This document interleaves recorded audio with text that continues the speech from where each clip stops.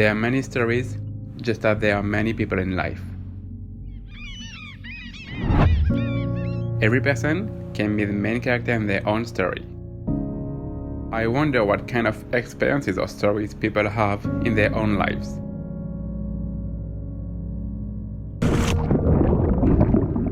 I feel like a new story will be born in Bali.